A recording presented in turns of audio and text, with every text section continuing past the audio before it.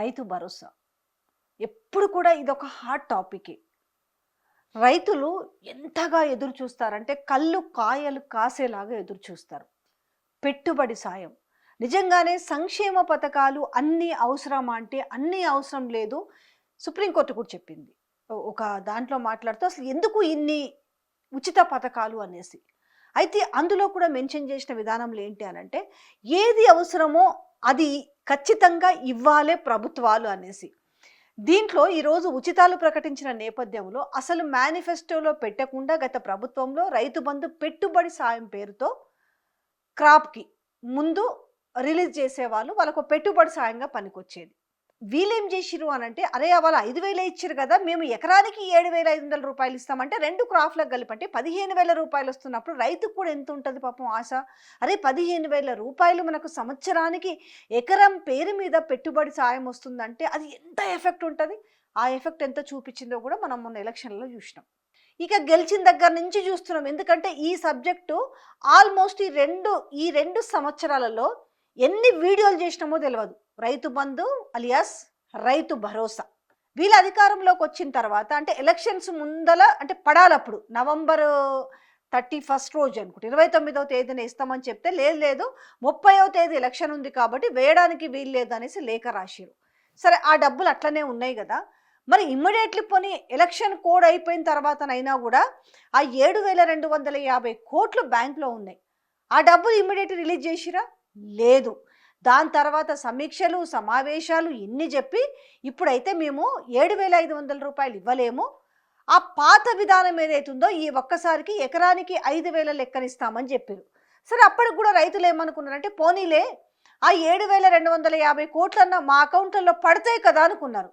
కానీ అక్కడ కూడా అప్పుడు వచ్చిన కొత్త ప్రభుత్వం మోసం చేసింది. ఇదిగో అదిగో అంటూ ఊరిచ్చి ఏమిచ్చిర్రు?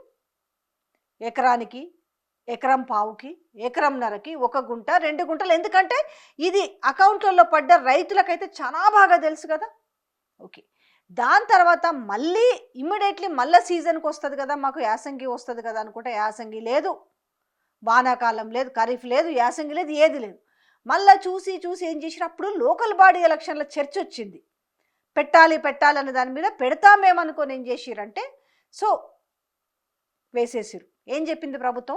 మేము 9,200 కోట్లు అందరి అకౌంట్లోకి వేసినామని చెప్పారు. ఇక దాని తర్వాత నుంచి మళ్ళా ఎదురు చూస్తున్నారు రైతు భరోసా గురించి. ఎప్పుడు రావాలి? జనవరి 26వ తేదీన ఇస్తామని చెప్పారు.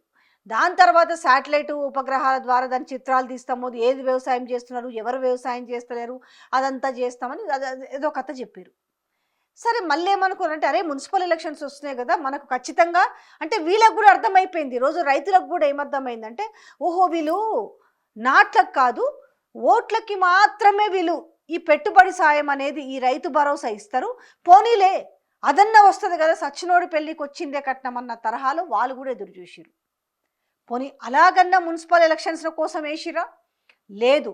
వేయకపోగా ప్రచారంలో చెప్పిన సమాధానం ఏంటంటే రేవంత్ రెడ్డి మున్సిపల్ ఎలక్షన్ సందర్భంగా కాళ్లకు బలపాలు కట్టుకొని తిరిగిండు కదా, ఇప్పుడు ఎలక్షన్ కోడ్ వచ్చింది కాబట్టి మున్సిపల్ ఎలక్షన్స్ అయిపోగానే మీకు రైతు భరోసా ఇస్తాము అని చెప్పిండు. వాళ్ళు కూడా ఇది నిజమే కదా, మున్సిపల్ ఎలక్షన్ అయిపోగానే ఇస్తామని చెప్పి ఇంకెప్పుడు అనేసి రేపు ఎల్లుండి అని చెప్తే మళ్ళీ దానికి ఏందో కండిషన్స్ అన్నారు. ఆల్మోస్ట్ ఒక 10 లక్షల మంది రైతులకు ఇక్కడ ఎగబెట్టే పరిస్థితి కనపడుతున్నట్టే ఉంది. ఈ నేపథ్యంలో మళ్ళీ ఇప్పుడు తెరపైకి ఏం తెచ్చిరు? ఎంపీటీసీ జెడ్పీటీసీ ఎలక్షన్లు వస్తాయి, ఆ వచ్చే ముందు ఈ డబ్బులు మనకు రిలీజ్ అవుతాయనే ఇంకొక ఆశ ఉంది. అయితే ఇప్పుడు ఆ ఆశ మీద కూడా నీళ్లు చల్లినట్టుగా ఏమైందనంటే ఈ ఎంపీటీసీ జెడ్పీటీసీ వ్యవస్థను కూడా రద్దు చేసే అవకాశమే కనిపిస్తున్నట్టుగా సమాచారం అందుతుంది. ఎందుకు అనంటే వారికి సరి అయిన అధికారాలు బాధ్యతలు లేవనే ఉద్దేశంతోట సర్పంచ్ ద్వారా ఎంపీపీలతో జెడ్పీ చైర్మన్ను ఎన్నుకునే పరోక్ష విధానంపై వీళ్ళు ప్రభుత్వము సమాలోచనలు చేస్తుందంటే ఎట్లా, వీళ్ళకేం సరైన అధికారాలు కూడా లేవు కాబట్టి సర్పంచ్ ద్వారానేమో ఎంపీపీలని, ఇప్పుడు ఎంతమంది అయితే సర్పంచ్లు ఉన్నారో దాని రేషియో ప్రకారం ఎంపీపీలు, తర్వాత ఈ ఎంపీపీలతోటి జెడ్పీ చైర్మన్ ఎంచుకోవాలనేసి. అంటే ఇక్కడ ఏంది, ఇంకా ఎలక్షన్స్ లేకుండా వీటిపైన అధ్యయనం చేయాలని ఆల్రెడీ పంచాయతీరాజ్ శాఖకు ప్రభుత్వం ఆదేశాలు కూడా ఇచ్చిందట. అయితే ఈ నెల 23న క్యాబినెట్లో దీనిపైన చర్చ జరుగుతుంది. అలాగే మరి రాజ్యాంగ సవరణ తప్పనిసరి అని నిపుణులు కూడా అంటున్నారు. సో చూడాలి మరి. మొత్తానికైతే ఇది కనుక జరిగిందనుకో ఎలక్షన్లు ఉండవు. మరి ఇప్పటి వరకు ఉన్న ఆశ ఏంది? అబ్బో ఆల్రెడీ వీళ్ళు గొప్పగా వార్త కూడా రాపిచ్చారు కదా, 9,200 కోట్లు రైతు భరోసా కోసం అవసరం ఉన్నాయి, మేము ఆర్బీఐకి ఇండెంట్ పెట్టినాము, ఆ పైసలు వచ్చినాయి అన్నారు. అసలు ఆ పైసలు ఉన్నాయా? ఇప్పుడు 9,200 కోట్ల పైసలు ఉన్నాయా, లేకపోతే ఏ కాంట్రాక్టర్ బిల్లుల కోసం పోయినాయో దేనికోసం పోయినాయో కూడా తెలియదు. ఇప్పుడు ఇంకా ప్రభుత్వము వెయ్యాలా వద్దా, అసలు నిజంగా వేసే అవకాశం ఉందా? నేను గతంలో చాలా సందర్భాల్లో రైతు బంధు బంద్ అని చెప్పినాను. వాళ్ళకు నిజంగా చిత్తశుద్ధితోటి ఇచ్చే ఇష్టం లేదు. ఏదో బోనస్ ఇస్తాము, ఎంతో కొంత ఆడికి అయిపోతుంది కదా, ఇది ఎందుకు ఇవ్వాలని. కాకపోతే వీళ్ళు మర్చిపోయినా ఇక్కడ రైతులు మర్చిపోయే పరిస్థితి లేదు కాబట్టి దీన్ని ఎప్పుడు కూడా లైమ్ లైట్లో ఉంచే ప్రయత్నమే చేస్తున్నారు. అసలు ఇవ్వమంటే మొదలకే వస్తుంది కదా, జనాలని కనీసం వాళ్ళని రాను కూడా రానివ్వరు. ఎవరు ప్రజాప్రతినిధులు ఎవరైతే ఉన్నారో కాంగ్రెస్ పార్టీకి సంబంధించిన వాళ్ళు రాను కూడా రానివ్వరు. ఇంకా చెప్పులు షీపులు తిరగబెడతారు. ఎందుకంటే గత ప్రభుత్వంలో సవ్యంగా వచ్చిన రైతు భరోసా రైతు బంధు ఇప్పుడు రాకపోతే ఎట్లుంటుంది? అదే ఒక సామెత, బర్రె నమ్మి దున్నపోతును కొనుక్కున్నట్టుగా ఉంది. ఇప్పుడు ఆల్రెడీ అదే మాట్లాడుతున్నారు కదా, తినే అన్నంలో మన్ను పోసుకున్నాం అనేసి. ఈ నేపథ్యంలో ఒక ఆశంతా ఏముందంటే ఈ జెడ్పీటీసీ ఎంపీటీసీ, అసలు ఈ జెడ్పీటీసీ ఎంపీటీసీ సరే ఇప్పుడు అన్ని పరీక్షలు ఉన్నాయి కాబట్టి ఇదంతా ఈ పరీక్షల కాలం అంతా అయిపోయేసరికి ఏప్రిల్ అవుతుంది. కనీసం ఈ ఏప్రిల్ అన్నా కూడా పెడతారా వీళ్ళు జెడ్పీటీసీ ఎంపీటీసీ అనేది? ఎందుకంటే వీళ్ళకి పెద్దగా ఏం బాధ్యతలు ఉండవు కాబట్టి వీళ్ళని ఎట్లా ఎన్నుకోవాలి, వీళ్ళు సమాలోచనలు చేస్తూ ఇది పంచాయతీరాజ్ శాఖకు అప్పచెప్పారు.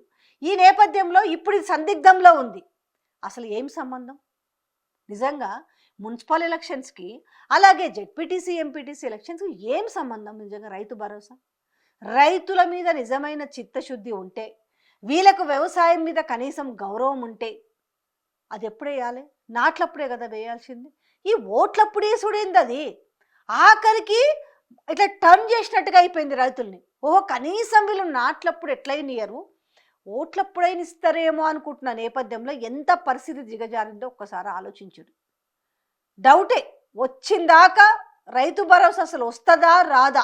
వచ్చినా ఒకవేళ రేపు నిజంగానే ఈ ఇప్పుడు రాజ్యాంగ సవరణలు జరగాలి, ఇవన్నీ జరగాలి, మరి లేదు కంపల్సరీ ఎంపీటీసీ జెడ్పీటీసీ ఎలక్షన్లు పెట్టాలి అని అన్నప్పుడు అప్పుడు వేసినా ఏం ఫాయిదా ఉంటుంది? ఓహో ఏదైతే ఇందులో డబ్బులు వస్తాయి అనుకుంటారులే అనేసి వీళ్ళ భ్రమ కావచ్చు. సో వీళ్ళ కాన్ఫిడెంట్ ఏంటంటే లోకల్ బాడీ ఎలక్షన్లో ఏదున్నా కూడా మా ప్రభుత్వం ఉంది కాబట్టి మాదే పై చేయి ఉంటుంది, మేము ఇచ్చినప్పుడు తీసుకుంటారు ఏముంది అన్నట్టుగా తయారైంది ఇలా ప్రభుత్వంలో ఉన్న పెద్దల పరిస్థితి చూస్తుంటే. కాబట్టి వాళ్ళు ఎట్లుందంటే రైతు భరోసా పడ్డదా లేదని బ్యాంకులకు వెళ్ళి చెక్ చేసుకుంటున్న వాళ్ళు ఉన్నారు. రైతు భరోసా ఏ ఇద్దరు కలిసినా నీకు వచ్చిందా, నాకు రాలేదు, లేకపోతే నాకు కూడా రాలేదు, నీకు వచ్చిందా, ఇట్లా డిస్కస్ చేసుకుంటున్న పరిస్థితి కనపడ్డది. నిజంగానే 9,200 కోట్లు రైతు భరోసా పేరుతోటి ఇండెంట్ పెట్టి తీసుకొచ్చిన పైసలు మరే ఇమీడియట్లీ వేయొచ్చు కదా, వేస్తే మర్చిపోతారని చెప్పేసి కేవలం అది ఎలక్షన్ల. మరి ఎలక్షన్లు జరపకపోతే ఇప్పుడు వీళ్ళు అన్నట్టుగా సర్పంచ్లు ఎంపీపీలను ఎంచుకొని ఎంపీపీలు జెడ్పీ చైర్మన్ ఎంచుకునే విధానాన్ని తీసుకొస్తే మరి ఎలక్షన్స్ ఉండవు కదా. ఎలక్షన్స్ లేకపోతే మరి రైతు భరోసా వెయ్యరా? ఇది ప్రజలు ఆలోచించుకోవాలి.